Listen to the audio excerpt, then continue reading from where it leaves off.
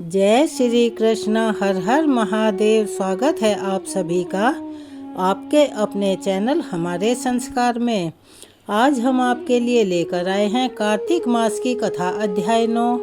लेकिन इससे पहले हाथ जोड़कर सभी से निवेदन है कि अगर आप चैनल पर नए हैं तो प्लीज़ चैनल को सब्सक्राइब करें, वीडियो को लाइक करें, ज़्यादा से ज़्यादा शेयर करें, बेल आइकन को भी अवश्य ही दबाएं। कमेंट्स बॉक्स में जय श्री कृष्ण, हर हर महादेव, राधे राधे लिखना ना भूलें। आज हम सभी मिलकर सुनेंगे कार्तिक मास महात्म्य के 9वें दिन की कथा। तो चलिए सबसे पहले भगवान को याद करते हुए आप सभी भक्तजन मेरे साथ बोलिए, ओम नमो भगवते वासुदेवाय नमः। शान्ताकारं भुजगशयनं पद्मनाभं सुरेशं विश्वाधारं गगनसदृशं मेघवर्णं शुभांगं लक्ष्मीकान्तं कमलनयनं योगिभिर्ध्यानगम्यं वन्दे विष्णु भवभयहरं सर्वलोकैकनाथं। चलिए एक बार प्यार से बोलिए, श्री लक्ष्मी नारायण भगवान की जय। श्री राधा कृष्णभ्याम नमो नमः। ब्राह्मण धर्मदत्त ने भगवान के पार्षदों से पूछा कि मैंने सुना है जय और विजय भी भगवान विष्णु के द्वारपाल हैं। उन्होंने पूर्व जन्म में ऐसा कौन सा पुण्य कर्म किया था जिससे कि वह भगवान के समान रूप को धारण करके बैकुंठ धाम के द्वारपाल बने। यह सुनकर दोनों पार्षदों ने कहा कि हे ब्राह्मण, पूर्व काल में तरण बिंदु की कन्या देवभूति के गर्भ से महर्षि कर्दम की दृष्टि मात्र से 2 पुत्र उत्पन्न हुए।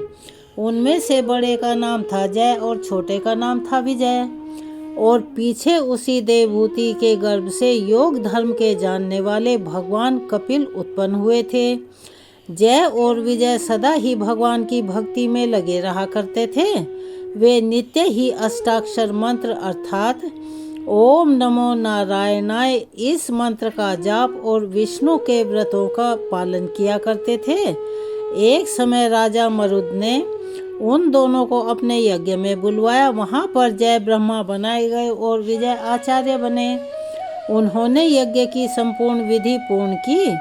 यज्ञ के अंत में अव्रत स्नान के बाद राजा मरुत ने उन दोनों को बहुत धन दिया। धन लेकर वे दोनों भाई अब अपने आश्रम पर गए। वहाँ पर उस धन का विभाग करते समय यानी बांटते समय दोनों में परस्पर लाख डांट पैदा हो गया, यानी कि वैमनस्य बढ़ गया, अर्थात कहासुनी हो गई। जय ने कहा कि इस धन को बराबर बराबर बांट लिया जाए, जबकि विजय का कहना था कि नहीं, जिसको जो मिला है वह उसी के पास रहे। तब जय ने क्रोध में आकर लोभी विजय को श्राप दे दिया और कहा कि तुम ग्रहण करके देते नहीं हो, इसीलिए तुम ग्रह यानी के मगरमच्छ हो जाओ। जय के इस श्राप को सुनकर विजय ने भी उसको श्राप दे दिया और उसने कहा कि तुम मद से भ्रांत होकर यानी कि मद के वशीभूत होकर लालची होकर मुझे श्राप दिया है, इसीलिए तुम मातंग की योनि में जाओ। मातंग अर्थात हाथी की योनि में जाओ। तत्पश्चात उन्होंने भगवान से श्राप निवृत्ति के लिए प्रार्थना की। श्री भगवान ने उनसे कहा कि तुम मेरे भक्त हो, तुम्हारा वचन कभी असत्य नहीं होगा। तुम दोनों अपने ही दिए हुए इन श्रापों को भोगकर फिर से मेरे धाम को प्राप्त होगे। ऐसा कहकर भगवान विष्णु वहाँ से अंतर्ध्यान हो गए। उसके बाद वे गंडकी नदी के तट पर ग्रह और गज हो गए। इस योनि में भी उन्हें पूर्व जन्म की याद बनी रही और वे विष्णु के व्रत में तत्पर रहे। और इसी समय वह गजराज कार्तिक मास में स्नान के लिए गंडकी नदी पर गया। उस समय ग्रह ने यानी मगरमच्छ ने श्राप के हेतु को स्मरण करते हुए उस गज को पकड़ लिया। ग्रह से पकड़े जाने पर गजराज ने भगवान रमानाथ का स्मरण किया। तब भगवान विष्णु शंख चक्र और गदा को धारण किए हुए वहां पर प्रकट हो गए। उन्होंने चक्र चलाकर ग्रह और गजराज दोनों का उद्धार किया और फिर उन्हें अपने ही जैसा रूप देकर बैकुंठ धाम को लेकर चले गए। तब से वह स्थान हरि चित्र के नाम से प्रसिद्ध है। वे ही दोनों विश्वविख्यात जय और विजय हैं, जो कि भगवान विष्णु के द्वारपाल हुए हैं। हे धर्मदत्त, तुम भी मात्सर्य और दम का त्याग करके सदा भगवान विष्णु के व्रत में स्थिर रहो। समदर्शी बनो। तुला अर्थात कार्तिक, मकर अर्थात माघ और मेष अर्थात बैसाख, इन तीनों महीनों में सदैव प्रातःकाल स्नान करो। एकादशी व्रत के पालन में लगे रहो। तुलसी के बगीचे की यानी के तुलसी के पौधे की सदैव रक्षा करते रहो। ऐसा करने से तुम भी शरीर का अंत होने पर यानी मृत्यु के उपरांत भगवान विष्णु के परम पद को प्राप्त करोगे। भगवान विष्णु को संतुष्ट करने वाले तुम्हारे इस व्रत से बढ़कर ना तो यज्ञ है, ना दान है और ना ही कोई तीर्थ है। फिर भी प्रवर तुम धन्य हो, जिसके व्रत के आधे भाग का फल पाकर यह स्त्री हमारे द्वारा बैकुंठ धाम में लेकर जाई जा रही है। नारद जी राजा पृथु से आगे कहते हैं, यह कथा सुनाकर कि हे राजन, धर्मदत्त को इस प्रकार से उपदेश देकर भगवान विष्णु के वे दोनों विमानचारी पार्षद उस कला को अपने साथ बैकुंठ धाम में लेकर चले गए। धर्मदत्त जीवन भर भगवान के व्रत में लगे रहे और देहावसान के बाद यानी मृत्यु के बाद उन्होंने अपनी दोनों स्त्रियों के साथ बैकुंठ धाम को प्राप्त किया। इस प्राचीन कथा और इतिहास को जो सुनता है, दूसरों को सुनाता है, पढ़ता है या हुंकारे मात्र बनता है, वह जगत गुरु भगवान की कृपा से उनका सानिध्य प्राप्त करने वाली उत्तम गति को प्राप्त होता है। चलिए एक बार मेरे साथ प्यार से बोलिए, ओम नमो भगवते वासुदेवाय नमः। अब हम श्रीमद् भागवत महापुराण से आज की कथा को सुनते हैं। ओम श्री परमात्मने नमः। व्यास जी बोले, उस दीर्घकालीन सत्र में सम्मिलित हुए मुनियों में विद्या वयोवृद्ध कुलपति ऋग्वेदी शौनक जी ने सूत जी की पूर्वोक्त बात सुनकर उनकी प्रशंसा की और फिर उनसे कहा। शौनक जी बोले, हे सूत जी, आप वक्ताओं में श्रेष्ठ हैं तथा बड़े ही भाग्यशाली हैं। जो कथा भगवान श्री सुखदेव जी ने कही थी, वही भगवान की पुण्यमयी कथा कृपा करके आप हमें सुनाइए। वह कथा किस युग में, किस स्थान पर और किस कारण से कही गई थी? मुनिवर श्री कृष्ण द्वापायन ने किसकी प्रेरणा से परमहंसों की संहिता का निर्माण किया था?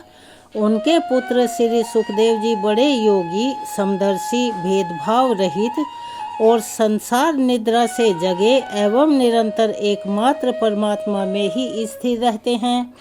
वे छिपी रहने के कारण मूढ़ से प्रतीत होते हैं। व्यास जी जब संन्यास के लिए वन की ओर जाते हुए अपने पुत्र का पीछा कर रहे थे, उस समय जल में स्नान करने वाली स्त्रियों ने नंगे सुखदेव को देखकर उनको देखकर तो वस्त्र धारण नहीं किया, परंतु वस्त्र पहने हुए व्यास जी को देखकर लज्जा से उन्होंने अपने कपड़े पहन लिए थे। इस आश्चर्य को देखकर जब व्यास जी ने उन स्त्रियों से इसका कारण पूछा, तब उन्होंने उत्तर दिया। वे सभी स्त्रियां कहने लगी, आपकी दृष्टि में तो अभी स्त्री और पुरुष का भेद बना हुआ है, तो आपके पुत्र की शुद्ध दृष्टि में यह भेद नहीं है। कुरु जंगल देश में पहुंचकर हस्तिनापुर में वे पागल, गूंगे और जड़ के समान घूमते होंगे। नगरवासियों ने उन्हें कैसे पहचाना? पांडव नंदन राज ऋषि परीक्षित का इन मुनि श्री सुखदेव जी के साथ संवाद कैसे हुआ, जिसमें कि यह भागवत संगीता कही गई? महाभाग श्री सुखदेव जी तो गृहस्थों के घरों को तीर्थ स्वरूप बना देने के लिए मात्र उतनी ही देर उनके दरवाजे पर रहते हैं जितनी देर में एक गाय दुही जाती है, अर्थात उसका दूध निकाला जाता है। सूत जी, हमने सुना है कि अभिमन्यु नंदन परीक्षित भगवान के बड़े ही प्रेमी भगत थे। उनके अत्यंत आश्चर्यमयी जन्म और कर्मों का भी हमसे वर्णन कीजिए। वे तो पांडव वंश के गौरव को बढ़ाने वाले राजा थे। वे भला किस कारण से साम्राज्य लक्ष्मी का परित्याग करके गंगा के तट पर मृत्यु पर्यंत अनशन व्रत को लेकर बैठे हुए थे। शत्रुघ्न अपने भले के लिए बहुत सा धन लाकर उनके चरण रखने की चौकी को नमस्कार करते थे। वे एक वीर युवक थे। उन्होंने उस दुस्तेज लक्ष्मी को अपने प्राणों के साथ भला क्यों त्याग देने की इच्छा की। जिन लोगों का जीवन भगवान के आश्रित है वे तो संसार के परम कल्याण, अभ्युदय और समृद्धि के लिए ही जीवन को धारण करते हैं, यानी जीते हैं। उसमें उनका अपना कोई स्वार्थ नहीं होता। उनका शरीर तो दूसरों के हित के लिए था। उन्होंने विरक्त होकर उसका परित्याग क्यों किया। वेदवाणी को छोड़कर अन्य समस्त शास्त्रों के आप पारदर्शी विद्वान हैं। हे सूत जी, इसीलिए इस समय जो कुछ हमने आपसे पूछा है वह सब कृपा पूर्वक हमसे कहिए। यह सुनकर सूत जी बोले कि इस वर्तमान चतुर्युगी के तीसरे युग द्वापर में महर्षि पराशर के द्वारा वसुक कन्या सत्यवती के गर्भ से भगवान के कला अवतार योगी राज व्यास जी का जन्म हुआ।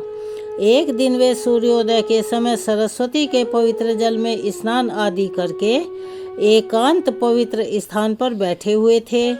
महर्षि भूत और भविष्य को जानते थे। उनकी दृष्टि अचूक थी। व्यास जी ने देखा कि जिसको लोग जान नहीं पाते, ऐसे समय के फेर से प्रत्येक युग में धर्म संकरता और उसके प्रभाव से भौतिक वस्तुओं की भी शक्ति का ह्रास होता रहता है। संसार के लोग श्रद्धाहीन और शक्ति रहित हो जाते हैं। उनकी बुद्धि कर्तव्य का ठीक ठीक निर्णय नहीं कर पाती और उनकी आयु भी कम हो जाती है। लोगों की इस भाग्यहीनता को देखकर उन मुनीश्वर ने अपनी दिव्य दृष्टि से समस्त वर्णों और आश्रमों का हित किस प्रकार से हो, इस बात पर विचार किया और उन्होंने सोचा कि वेदोक्त चातुर्होत्र कर्म लोगों का हृदय शुद्ध करने वाला है। इस दृष्टि से इसका विस्तार करने के लिए उन्होंने एक ही वेद के 4 भाग कर दिए, जिन्हें ऋग्वेद, यजुर्वेद, सामवेद और अथर्ववेदों के नाम से जाना जाता है। इतिहास और पुराणों को 5वां वेद कहा जाता है। उनमें से ऋग्वेद के पैल सामगान के विद्वान जैमिनी और यजुर्वेद के एकमात्र स्नातक वैशंपायन हुए। अथर्ववेद में प्रवीण हुए धरुनंदन सुमंतु मुनि इतिहास और पुराणों के स्नातक मेरे पिता रोमहर्षण थे। इन पूर्वोक्त ऋषियों ने अपनी अपनी शाखा को और भी अनेक भागों में विभक्त कर दिया। इस प्रकार शिष्य पर शिष्य और उनके शिष्यों के द्वारा वेदों की बहुत सी शाखाएं बन गई। कम समझ वाले पुरुषों पर कृपा करके भगवान वेद व्यास ने इसीलिए ऐसे विभाग कर दिया कि जिन लोगों को स्मरण शक्ति नहीं है कि या फिर जो याद नहीं रख सकते या उनकी याददाश्त कमजोर है, वे भी वेदों को धारण कर सकें, यानी कि उन्हें पढ़ सकें। स्त्री, शूद्र और पतित द्वजाति तीनों ही वेद श्रवण के अधिकारी नहीं हैं। इसीलिए वे कल्याणकारी शास्त्रोक्त कर्मों के आचरण में भूलकर बैठते हैं। अब इसके द्वारा उनका भी कल्याण हो जाए, यह सोचकर महामुनि व्यास जी ने बड़ी कृपा करके महाभारत इतिहास की रचना की। शौनक आदि हे ऋषियों, यद्यपि व्यास जी इस प्रकार अपनी पूरी शक्ति से सदा सर्वदा प्राणियों के कल्याण में ही लगे रहे, तथापि उनके हृदय को संतुष्टि नहीं हुई। उनका मन कुछ खिन्न सा हो गया। सरस्वती नदी के पवित्र तट पर एकांत में बैठकर धर्मवेत्ता व्यास जी मन ही मन यह विचार करते हुए इस प्रकार से कहने लगे। वे बोले कि मैंने निष्कपट भाव से ब्रह्मचर्य आदि व्रतों का पालन करते हुए वेद, गुरुजन और अग्नियों का सम्मान किया है और उनकी आज्ञा का पालन किया है। महाभारत की रचना के बहाने मैंने वेद के अर्थ को खोल दिया है, जिससे कि स्त्री, शूद्र आदि भी अपने धर्म कर्म का ज्ञान प्राप्त कर लेते हैं। यद्यपि मैं ब्रह्म तेज से संपन्न एवं समर्थ हूँ, तथापि मेरा हृदय कुछ अपूर्ण काम सा जान पड़ता है। अवश्य ही अब तक मैंने भगवान को प्राप्त कराने वाले धर्मों का प्रायः निरूपण नहीं किया है। वे ही धर्म परमहंसों को प्रिय हैं और वे ही भगवान को भी प्रिय हैं। हो न हो, मेरी अपूर्णता का यही एक कारण है। श्री कृष्ण द्वैपायन व्यास जी इस प्रकार से अपने को अपूर्ण समान कर सब जब खिन्न हो रहे थे यानी परेशान हो रहे थे, उसी समय पूर्वोक्त आश्रम पर देव ऋषि नारद जी आ पहुँचे। उनको आया हुआ देखकर व्यास जी तुरंत उठ खड़े हुए। उन्होंने देवताओं के द्वारा सम्मानित देव ऋषि नारद की विधि विधान पूर्वक पूजा की। उसके पश्चात सुखपूर्वक बैठे हुए पीड़ा पानी परम यशस्वी देव ऋषि नारद ने मुस्कुरा के अपने पास ही बैठे हुए ब्रह्म ऋषि व्यास जी से कहा। नारद जी ने कहा, हे महाभाग व्यास जी, आपके शरीर एवं मन दोनों ही अपने कर्म एवं चिंतन से संतुष्ट है ना? अवश्य ही आपकी जिज्ञासा तो भली भांति पूर्ण हो गई है, क्योंकि आपने जो यह महाभारत की रचना की है वह बड़ी ही अद्भुत है। वह धर्म आदि सभी पुरुषार्थों से परिपूर्ण है। सनातन ब्रह्म तत्व को भी आपने खूब उचारा है और जान भी लिया है। फिर भी हे प्रभु, आप एक कृतार्थ पुरुष के समान अपने विषय में शोक क्यों कर रहे हैं? यह सुनकर व्यास जी बोले कि आपने मेरे विषय में जो कुछ कहा है वह सब ठीक ही है, लेकिन वैसा होने पर भी मेरा हृदय संतुष्ट नहीं है। पता नहीं इसका क्या कारण है। हे नारद मुनि, आपका तो ज्ञान अगाध है। आप साक्षात ब्रह्मा जी के मानस पुत्र हैं, इसीलिए मैं आपसे ही इसका कारण जानना चाहता हूँ। हे नारद जी, आप समस्त गोपनीय रहस्यों को भी जानते हैं, क्योंकि आपने उन पुराण पुरुष की उपासना की है जो कि प्रकृति पुरुष दोनों के स्वामी हैं, और उनके संग रहते हुए ही आपने संकल्प मात्र से गुणों के द्वारा संसार की सृष्टि स्थिति और प्रलय करते रहते हैं। आप सूर्य की भांति तीनों लोकों में भ्रमण करते रहते हैं और योग बल से प्राणवायु के समान सबके भीतर रहकर अंतःकरणों के साक्षी भी हैं। योग अनुष्ठान और नियमों के द्वारा परब्रह्मा और शब्द ब्रह्मा दोनों की पूर्ण प्राप्ति कर लेने पर भी मुझ में जो एक बड़ी कमी है उसे आप कृपा पूर्वक मुझे बतला दीजिए।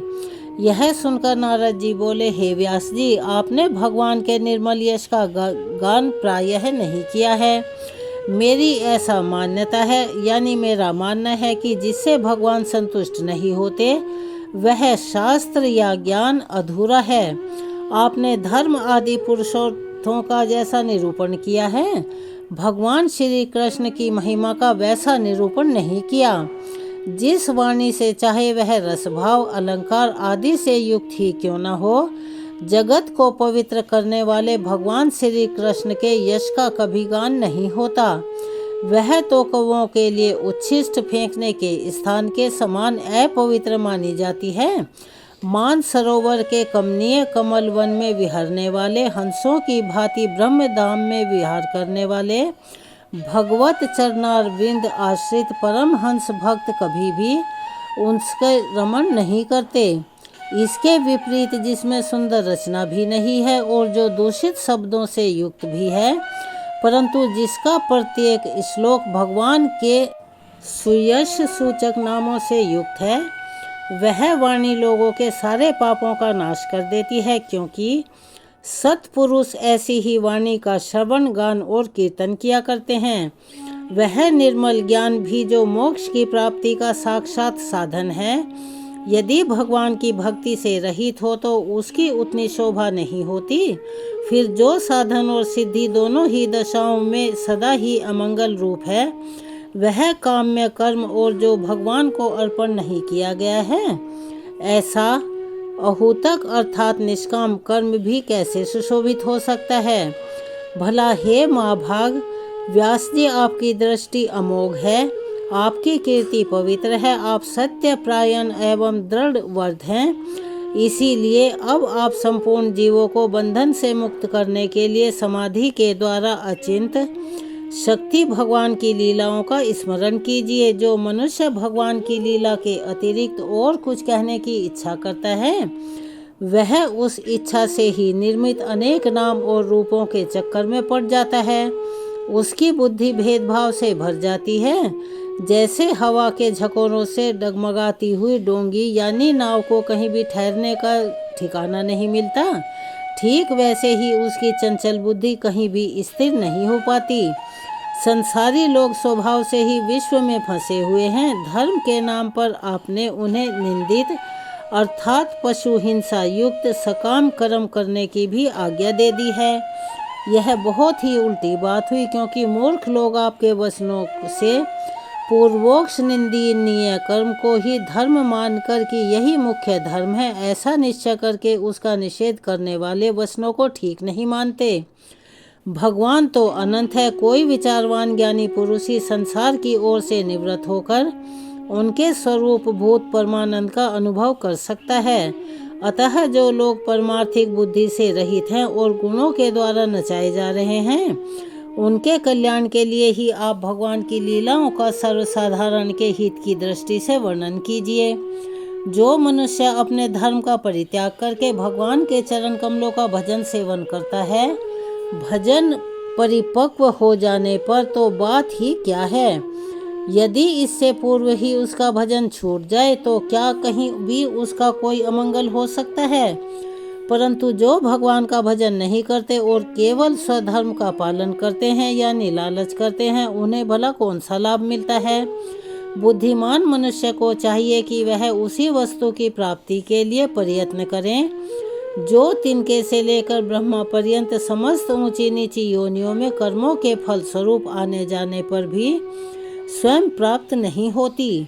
संसार के विषय सुख तो जैसे बिना चेष्टा के दुख मिलते हैं, ठीक वैसे ही कर्म के फल स्वरूप में अचिंत्य गति समय के फेर से सबको सर्वत्र स्वभाव से ही मिल जाते हैं।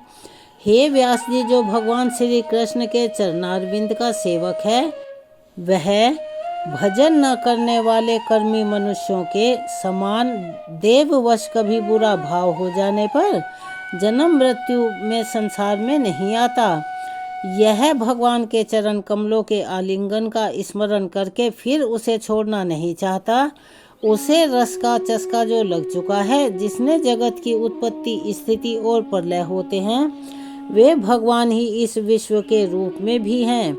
ऐसा होने पर भी वे इससे विलक्षण हैं, इस बात को आप स्वयं जानते हैं। तथापि मैंने आपको संकेत मात्र कर दिया है। हे व्यास जी, आपकी दृष्टि अमोघ है। आप इस बात को जानिए कि आप पुरुषोत्तम भगवान के कला अवतार हैं। आपने अजन्मा होकर भी जगत के कल्याण के लिए जन्म ग्रहण किया है, इसीलिए आप विशेष रूप से भगवान की लीलाओं का कीर्तन कीजिए। विद्वानों ने इस बात का निरूपण किया है कि मनुष्य की तपस्या, वेदा अध्ययन, यज्ञ अनुष्ठान, स्वाध्याय, ज्ञान और दान का एकमात्र प्रयोजन यही है कि पुण्य कीर्ति श्री कृष्ण के गुणों और लीलाओं का वर्णन किया जाए। हे मुनि, पिछले कल्प में अपने पूर्व जीवन में मैं वेदवादी ब्राह्मणों की एक दासी का लड़का था। वे योगी वर्षा ऋतु में एक स्थान पर चातुर्मास कर रहे थे। बचपन में ही मैं उनकी सेवा में नियुक्त कर दिया गया था। मैं यद्यपि बालक था, फिर भी किसी प्रकार की चंचलता में नहीं करता था। जितेंद्रिय था और खेल कूद से मैं बहुत दूर रहा करता था और आज्ञा के अनुसार उनकी सेवा करता था। मैं बोलता भी बहुत कम था। मेरे इस शील स्वभाव को देखकर समदर्शी मुनियों ने मुझ सेवक पर अत्यंत अनुग्रह किया। उनकी अनुमति प्राप्त करके बर्तनों में लगा हुआ प्रसाद मैं एक बार खा लिया करता था। इससे मेरे सारे पाप धुल गए और इस प्रकार उनकी सेवा करते करते मेरा हृदय भी शुद्ध हो गया और वे लोग जैसा भजन पूजन करते थे उसी में मेरी रुचि हो गई।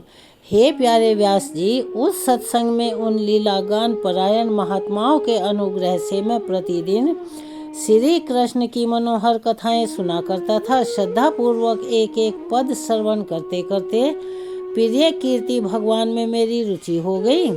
हे महामुने, जब भगवान में मेरी रुचि हो गई तब उस मनोहर कीर्ति प्रभु में मेरी बुद्धि भी निश्चल हो गई। उस बुद्धि से मैं इस संपूर्ण सत्य और असत्य रूप जगत को अपने पर ब्रह्म स्वरूप आत्मा में माया से कल्पित देखने लगा।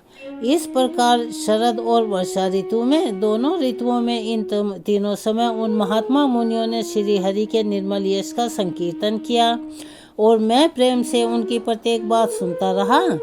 अब चित्त के रजोगुण और तमोगुण का नाश करने वाली भक्ति का मेरे हृदय में प्रादुर्भाव यानी जन्म हो गया।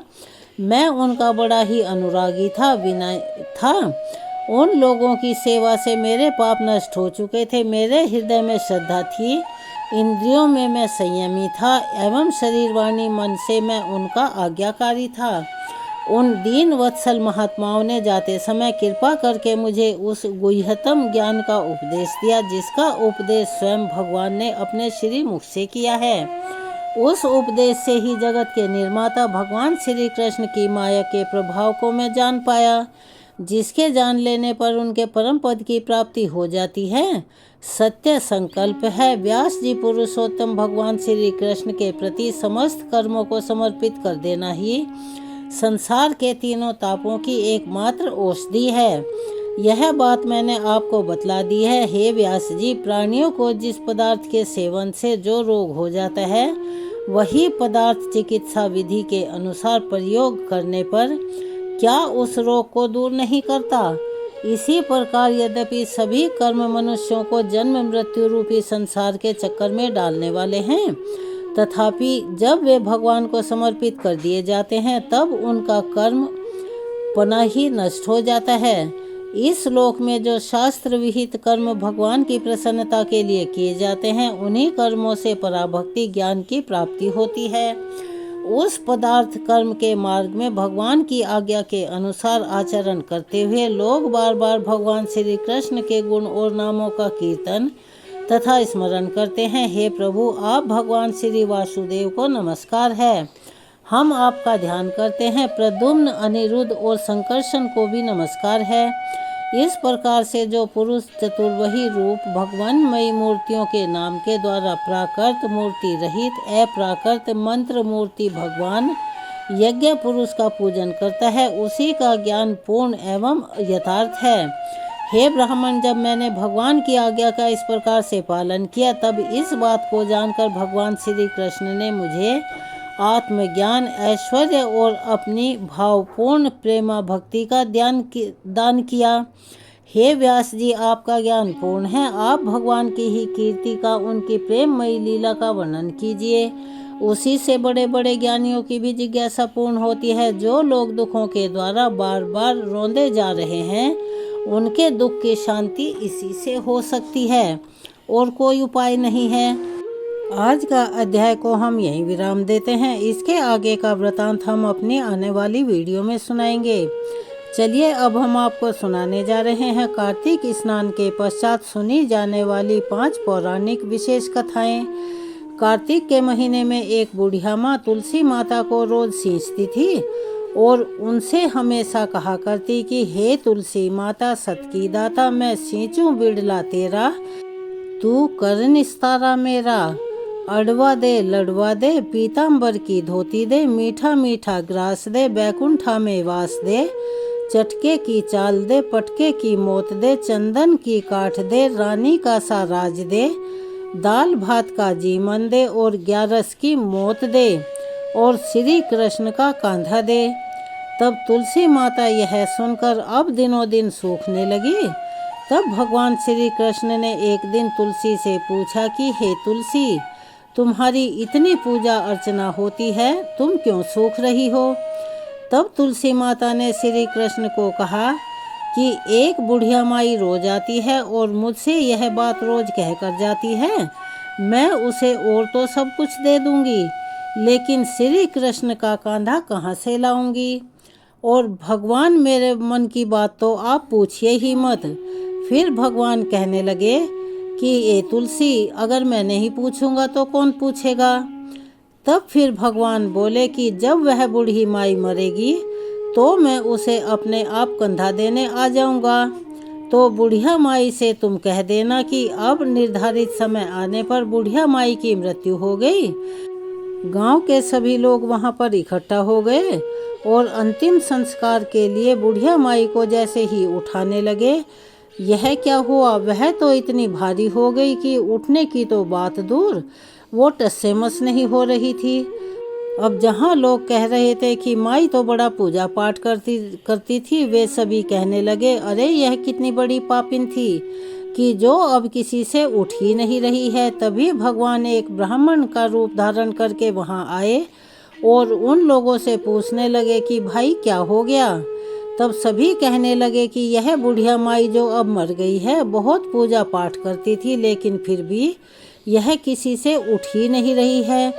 यह सुनकर ब्राह्मण का रूप धारण करके आए हुए भगवान अब बुढ़िया माई के निकट गए और उसके कान में कुछ इस प्रकार से बोले कि हे बुढ़िया माई, ले तू अपने मन की निकाल ले, पीताम्बर की धोती ले, मीठा मीठा घास ले, बैकुंठा का वास ले, चटके की चाल ले, पटके की मोत ले और 11 की मोत ले, कृष्ण का कांधा भी ले ले। यह सुनकर बुढ़िया माई अब बिल्कुल हल्की हो गई। भगवान ने बुढ़िया माई को कांधा दिया और बुढ़िया माई की मुक्ति हो गई। हे तुलसी माता, जैसे बुढ़िया माई को मुक्ति दी, ठीक वैसे ही हम सबको, यानी कि इस कथा को कहने वाले, सुनने वाले और हुंकारा भरने वाले को, सब पर अपनी कृपा बनाए रखना। चलिए अब हम आपको सुनाने जा रहे हैं गणेश भगवान की कहानी।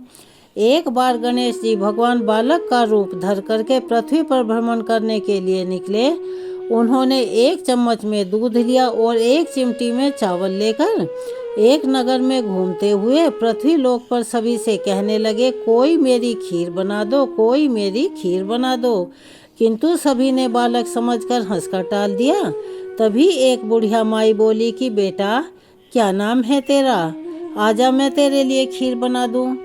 तब उस बालक ने कहा कि माँ, मेरा नाम तो गणेश है। गणेश दूध और चावल माई को देकर अब वहाँ से चला गया। उस बुढ़िया माई ने छोटी सी भगोनी में दूध चढ़ाया, परंतु दूध तो बच गया और चावल जल गए। तब गणेश जी ने कहा कि माई, तुझे तो बनाना भी नहीं आता। तो स्नान ध्यान से निवृत्त होकर गणेश जी भगवान का नाम लेकर बड़ा भगोना चढ़ा देना चूल्हे पर। और दूसरे दिन उस बुढ़िया माई ने वैसे ही किया जैसा कि गणेश ने उसको करने के लिए कहा था। अब उतने ही दूध और चावल से वह खीर बनकर तैयार हो गई। खीर बन गई। तब बुढ़िया माई अपनी बहू से कहने लगी कि गणेश को बुला कर लाती हूँ। बुढ़िया माई नगरी में गणेश को आवाज़ लगाने लगी, गणेश गणेश। गणेश जी भगवान वहाँ प्रकट हुए और बोले, क्या हुआ माँ? तब बुढ़िया माई ने कहा कि खीर बनकर तैयार है, आकर भोग लगा लो। तब गणेश जी ने खीर को देखते हुए कहा कि मैंने तो भोग लगा लिया है। तब बुढ़िया माई बोली कि खीर कैसी बनी है? तब गणेश जी ने कहा कि बुढ़िया माई, जब तू मुझे बुलाने गई थी, तेरी बहू ने मेरा नाम लेकर कहा कि हे गणेश जी भगवान, आपको भोग लगे। ऐसा कहकर एक कटोरी खीर पहले ही पी ली थी। मैं तो श्रद्धा और प्रेम का भूखा हूँ। यह सुनकर बुढ़िया माई बोली कि गणेश जी भगवान, बहू के भ्रम को बनाए रखना, यह बात किसी को भी मत बताना। अब मुझे बताओ मैं क्या करूं? तब गणेश जी कहने लगे बुढ़िया माई से कि बुढ़िया माई, सारी नगरी को जिमा दो और जो बच जाए खीर उसे घर के चारों कोनों में गाड़ देना। तेरे घर में अन्न धन के भंडार भर जाएंगे। बुढ़िया माई ने सारी नगरी को न्योता दे दिया वो खीर खाने का। न्योते को सुनकर गांव वाले, उस नगर के सभी लोग कहने लगे कि बुढ़िया माई के खुद तो खाने के लाले पड़े हुए हैं, घर में नहीं खाने को, और अम्मा चली बुनाने को, और यह हमें न्योता देकर जाएगी। उस पर हंसे, लेकिन कुछ लोग कहने लगे कि चलो उसके घर पर पानी का लोटा ही गिराकर आ जाएंगे, देखते हैं चलकर। जो भी बुढ़िया माई के घर आया जी भर कर खा कर गया। किसी ने भी ऐसी स्वादिष्ट खीर पहले कभी नहीं खाई थी। बुढ़िया माई के घर पर यह बरकत देकर नगर के लोग अब उससे पूछने लगे कि यह सब किसकी कृपा से हुआ। तब बुढ़िया माई ने निष्कपट भाव से सारी बात नगर वालों को बता दी। अब सारा गांव बुढ़िया माई की बात को सुनकर उसके भोलेपन और श्रद्धा भाव की प्रशंसा कर रहा था। बुढ़िया माई के घर में अब अन्न के भंडार भर गए थे। झोंपड़ी की जगह महल बन गया था। हे गणेश भगवान, जैसा आपने बुढ़िया माई को दिया, उसके दिन फेरे वैसे सबके फेरना और सबको देना। सब पर अपनी कृपा हमेशा बनाए रखना। इस कहानी को कहते सुनते हुंकारा भरते सभी पर अपनी कृपा बनाए रखना। भगवान गणेश जी तो ऐसे ही हैं, जिसकी जैसी कामना होती है उसे पूरी कर देते हैं। अब सुनते हैं सीता माता के नितनेम की कहानी। जब भगवान श्री राम को उनके पिता दशरथ से वनवास मिला था, तब वहाँ जंगल में वन में रहकर सीता माता नितनेम की यह कहानी कहा करती थी और श्री राम जी उस कहानी को नित्य प्रतिदिन सुना करते थे। उस कहानी के हुंकार दिया करते थे। एक दिन भगवान राम को किसी काम से कहीं जाना पड़ा। सीता माता उनसे बोली कि हे भगवान, मेरा तो इस कथा को कहने का 12 बरस का नितनेम है, अब मैं अपनी इस कथा को किसको सुनाऊंगी। तब भगवान श्री राम कहने लगे कि हे सीते, ऐसा करना, कुएं की पाल पर जाकर बैठ जाना, वहाँ पर औरतें पानी भरने तो आएंगी ही, तो तुम्हारी कहानी भी सुन लेंगी। तब सीता जी कहने लगी कि ठीक है। उसके पश्चात सीता माता कुएं की पाल पर जाकर बैठ गई। तब वहाँ एक बहू आई। उस बहू ने रेशम जरी की साड़ी पहनी हुई थी और सोने का घड़ा सिर पर ले रखा था। सीता माता उस बहू से बोली कि बहन, मेरा 12 बरस का नितनेम है, यह सुन लो। तब वह बहू बोली कि मैं तुम्हारा 12 बरस का नितनेम सुनूंगी तो मुझे बहुत देर हो जाएगी और घर पहुंचने पर मेरी सास मुझे डांटेगी और मुझसे लड़ेगी। ऐसा कहकर वह बहू पानी भरकर वहां से चली गई और उसने कहानी नहीं सुनी। जब वह बहू अपने घर पहुंची तो उसकी वह रेशम जरी की साड़ी फट चुकी थी और जो उसका सोने का घड़ा था वह मिट्टी का बन गया था। यह देखकर उस बहू की सास उसे बोली कि बहू, यह तू किसका दोष अपने सिर लेकर आई है। तब वह बहू बोली कि सासू जी, दोष की तो मैं आपसे क्या बात कहूँ। कुएं की पाल पर एक औरत बैठी हुई मुझसे कह रही थी कि मेरी नितनेम की कहानी सुन लो। मैंने नहीं सुनी तो यह सब ऐसा हो गया। अगले दिन सास वही साड़ी पहनकर फिर से कुएं की पाल पर गई और वही घड़ा लेकर गई तो वहाँ सीता माता बैठी हुई मिली। तब सीता माता ने उस बहू की सास उस बुढ़िया माई से कहा कि बहन, मेरे नितनेम की कहानी सुन लो। तब वह सास कहने लगी कि एक बार छोड़ मैं 4 बार तुम्हारी कहानी सुनूंगी। यह कहकर वह कहानी सुनने लगी और सीता माता इस कहानी को सुनाने लगी। कहानी सुनाते हुए सीता माता बोली, राम आए लक्ष्मण आए, देश के पुजारी आए, नित नेम का नेम लाए, आओ राम बैठो राम, तपी रसोई जीमो राम, माखन मिश्री खाओ राम, दूध बताशा पियो राम, सूत के पल का पोठो राम, साल दुसाला ओढ़ो राम, जब भी बोलूं राम ही राम, राम संवारे सबके काम, खाली घर भंडार भरेंगे, सबका बेड़ा पार करेंगे, जय राम श्री राम, जय जय राम। यह सुनकर वह सास वह बुढ़िया माई कहने लगी कि बहन, कहानी तो बहुत अच्छी थी, मुझे बड़ा मज़ा आया सुनने में। अब वह बुढ़िया अपने घर गई। घर पहुंची तो उससे उसकी बहू कहने लगी कि सासू जी, यह सब आपने कैसे किया। तब उसकी सास बोली कि बहू, तू तो दोष लगा कर आई थी और मैं दोष उतार कर आई हूँ। तब बहू ने फिर से पूछा कि वह स्त्री कौन थी।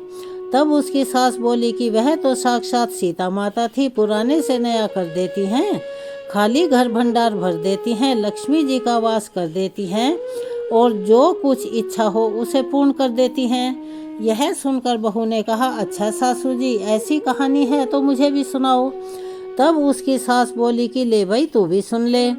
राम आए लक्ष्मण आए, देश के पुजारी आए, नित नेम का नेम लाए, आओ राम बैठो राम, तपी रसोई जीमो राम, माखन मिश्री खाओ राम, दूध बताशा पियो राम, साल दुसाला ओढ़ो राम, सूत के पल का पोढ़ो राम, जब भी बोलूं राम ही राम, राम संवारे सबके काम, खाली घर भंडार भरेंगे, सबका बेड़ा पार करेंगे, जय राम श्री राम, जय जय राम।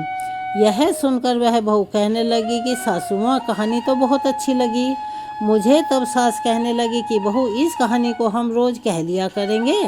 अब सास बहू रोज सुबह उठकर नहाती, पूजा पाठ करती और नित नेम की सीता माता की यह कहानी कहा करती। एक दिन उनकी पड़ोसन उनके घर आई, बोली, बहन जरा सी आग दे दो, मेरे घर की आग बुझ गई है। तब वह बहू कहने लगी कि अभी तो हमने आग जलाई भी नहीं है। तब यह सुनकर पड़ोसन बोली कि तुम तो 4 बजे से उठी हुई हो, क्या कर रही थी। अब तक तुम उठकर। तब वे दोनों बोली कि हम तो नहाए धोए हैं, पूजा पाठ की है, सीता माता की नित्य की कहानी कही है। यह सुनकर वह पड़ोसन बोली, इस कहानी को कहने से भला क्या लाभ होता है। तब सास बहू दोनों कहने लगी कि सीता माता की कहानी कहने से अटूट भंडार भरते हैं, सारे कार्य सिद्ध हो जाते हैं। तब पड़ोसन बोली कि बहन ऐसी कहानी है तो मुझे भी सुना दो। तब सास बोली कि ले भाई तू भी सुन ले। और फिर सास ने उस पड़ोसन को भी सीता माता के नितनेम की कहानी सुनाई। सास बोली, राम आए लक्ष्मण आए, देश के पुजारी आए, नित नेम का नेम लाए। आओ राम बैठो राम, तपी रसोई जीमो राम, माखन मिश्री खाओ राम, दूध बताशा पियो राम, सूत के पल का बैठो राम, साल दुशाला ओढ़ो राम, जब भी बोलूं राम ही राम, खाली घर भंडार भरेंगे, सबका बेड़ा पार करेंगे। जय राम श्री राम, जय जय राम। यह सुनकर वह पड़ोसन कहने लगी कि बहन कहानी तो तुम्हारी बहुत अच्छी है। अब वह पड़ोसन भी नितनेम की सीता माता की कहानी रोज कहने लगी। सीता माता ने उसके घर में भी भंडार भर दिए। मेरी सीता माता आपकी यह नितनेम की कथा जो भी कहे सुने हुंकारा दे, उन सभी के अटूट भंडार भरना, उनके घर में लक्ष्मी का वास करना और हमारे घर में भी लक्ष्मी का वास हो, अन्नपूर्णा का वास हो। तो चलिए एक बार सभी मेरे साथ प्यार से बोलिए, जय जय राम सिया राम, जय जय श्री राम। चलिए अब हम नवग्रह की कथा सुनते हैं। दो बहन भाई थे। भाई अपनी बहन से मिलने जा रहा था। रास्ते में एक सांप बैठा था। सांप बोला कि मैं तुझे डसूंगा। तब वह भाई बोला कि तू मुझे मत डस, मैं अपनी माँ का इकलौता बेटा हूँ, अपनी बहन का मैं एक ही भाई हूँ।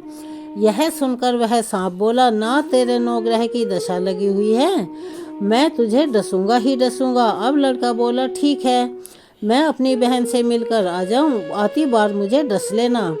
तब सांप बोला, क्या पता तू इस रास्ते से आएगा भी या नहीं, मैं तो तुझे अभी डसूंगा। तब वह लड़का बोला, अच्छा तू ऐसा कर, मेरे थैले में बैठ जा। अब वह सांप लड़के की बात मानकर थैले में बैठ गया और फिर उस भाई ने सर्प के ऊपर बेल के पत्ते डाल दिए। उसके बाद वह लड़का अपनी बहन के घर पहुंचा। बहन नौग्रहों की कहानी कहती थी। बहन भाई से बोली कि भाई तू बैठ जा, बाद में बात करेंगे, पहले मेरी कहानी सुन ले। बहन ने कहानी कही, जीव की, जानवर की, हाथी की, घोड़े की, भाई बहन की, घर के धनी की, दी के जमाई की, देवरानी की, जेठानी की, सास की, ससुर की, संग की, सहेलियों की, सबके नौ ग्रह शांत हो जाइयो। ग्रह चाले 8 पग, बंदा चाले 4 पग, सांप बिच्छू भवरे सब आग में जल जाइयो। बहन कहानी कहकर अब खड़ी हो गई।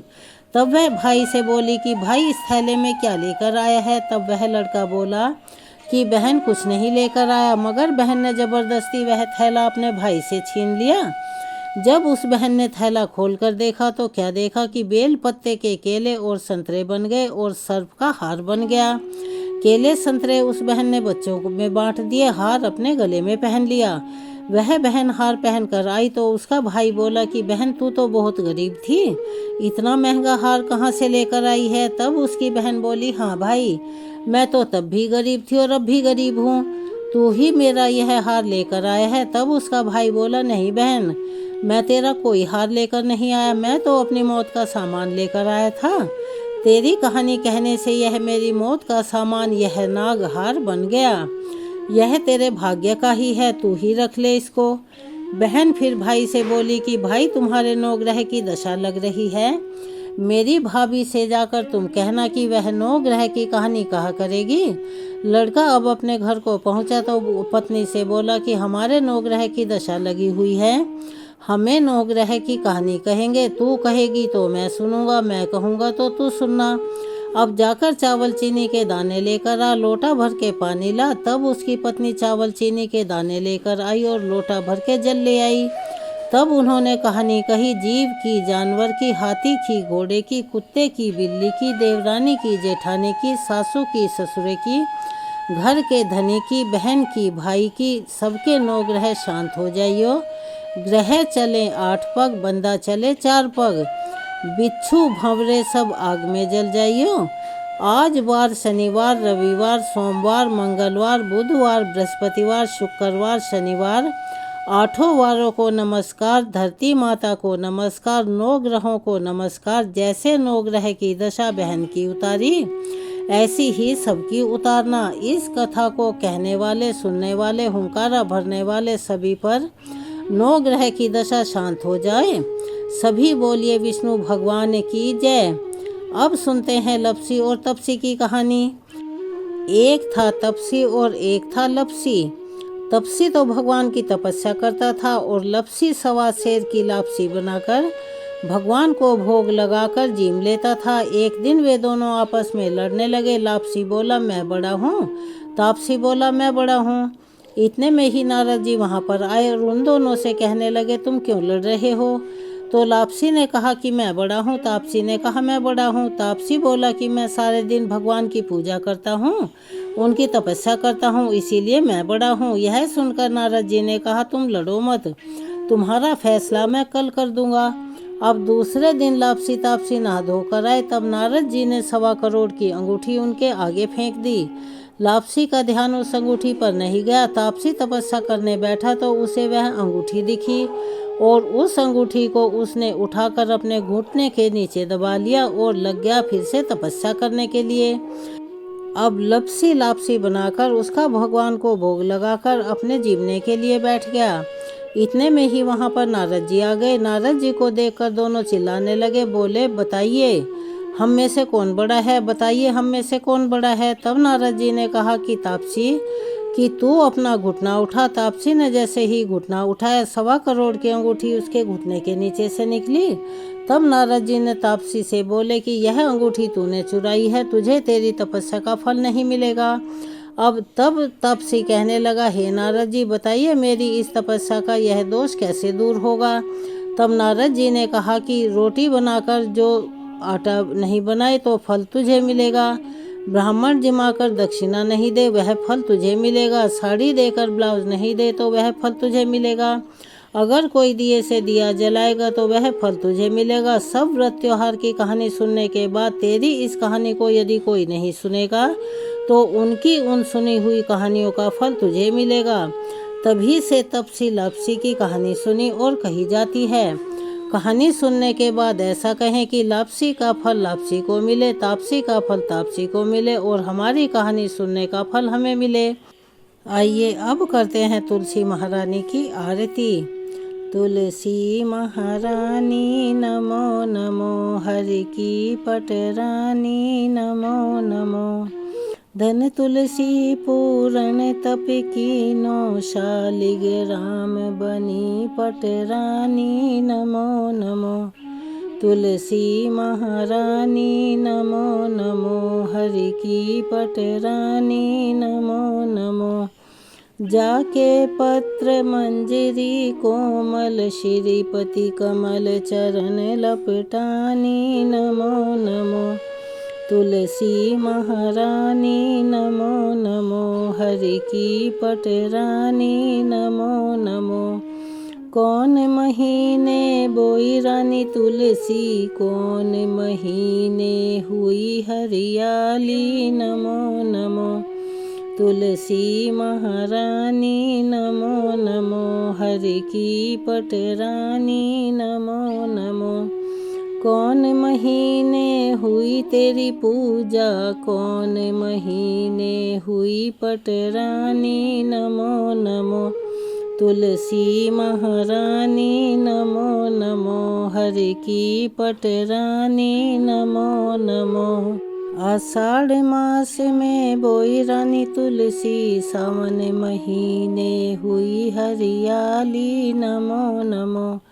तुलसी महारानी नमो नमो, हरि की पटरानी नमो नमो। कार्तिक मास में हुई तेरी पूजा, मंगशिर मास हुई पटरानी नमो नमो। तुलसी महारानी नमो नमो, हरि की पटरानी नमो नमो। धूप दीप नववैध आरती, पुष्पन की वर्षा बरसानी नमो नमो। तुलसी महारानी नमो नमो, हरि की पटरानी नमो नमो। 56 भोग 3600 व्यंजन, बिन तुलसी हरि एक न मानी नमो नमो। तुलसी महारानी नमो नमो, हरि की पटरानी नमो नमो। जो तुलसी को सवेरे गाए, श्री कृष्ण के दर्शन पाए नमो नमो। तुलसी महारानी नमो नमो, हरि की पटरानी नमो नमो। जो तुलसी को दोपहर को गाए, खीर खांड का भोग लगाए नमो नमो। तुलसी महारानी नमो नमो, हरि की पटरानी नमो नमो। जो तुलसी को सांझ को गाए, श्री कृष्ण की आरती उतारे नमो नमो। तुलसी महारानी नमो नमो, हरि की पटरानी नमो नमो। जो तुलसी को रात को गाए, श्री कृष्ण के चरण दबाए नमो नमो। तुलसी महारानी नमो नमो, हरि की पटरानी नमो नमो। सब सखी मैया तेरो यश गावे, भक्ति दान दीजे महारानी नमो नमो। तुलसी महारानी नमो नमो, हरि की पटरानी नमो नमो। तुलसी महारानी नमो नमो, हरि की पटरानी नमो नमो। यहाँ पर तुलसी माता की आरती संपूर्ण होती है। चलिए मेरे साथ एक बार प्यार से बोलिए, जय श्री कृष्णा, हर हर महादेव, राधे राधे। अगर आप चैनल पर नए हैं तो चैनल को सब्सक्राइब करें, वीडियो को लाइक करें, ज़्यादा से ज़्यादा शेयर करें, बेल आइकन को भी अवश्य ही दबाएं। कमेंट्स बॉक्स में जय श्री कृष्णा हर हर महादेव लिखना ना भूलें। चलिए मिलते हैं अगली वीडियो में एक नई कथा और नई जानकारी के साथ। तब तक के लिए जय श्री कृष्णा हर हर महादेव। धन्यवाद।